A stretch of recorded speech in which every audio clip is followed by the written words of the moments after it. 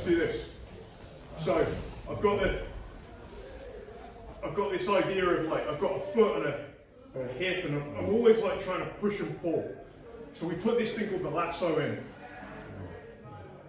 So it's an underhook. It's a leg underhook. I pull it in. My elbow's on the ground. Once I've got this in, this is like, you need to be aware of this. So if he starts to circle this way on me now, this is a setup. It looks like he can pass. So I want you to pass that way. Go on.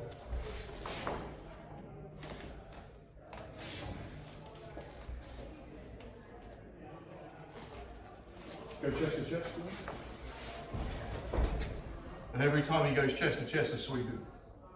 So whenever you're dealing with the spider guard and the lassos, like the locking of it, you need to be very conscious that you're often being set up. They're trying to set you up.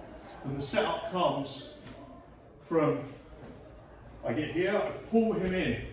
So I'm pulling him in, I'm retracting my scapula, and I put my foot on this hip. I just want you to be sort of tactically aware of this. So the more he comes round to this side, and I can grab his pant leg and so on, the more he tries to pass the guard. Go, put your chest on me. The more I sweep him. And he ends up in a bicep lock here.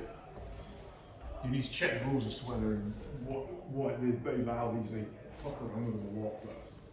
But the point is the sweep's there all the time. It's almost all gi, this, but it's this idea.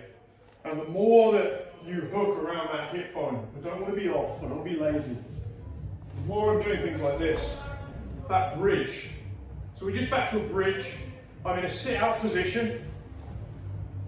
All the lasso is, so I start here square, I get myself into a little sit-out position.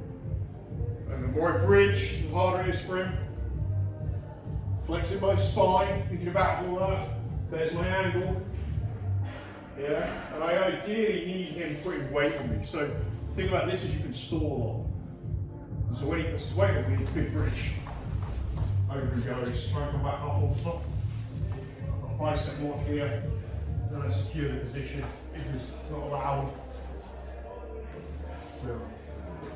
Yeah, let's give it a go, that's the last side.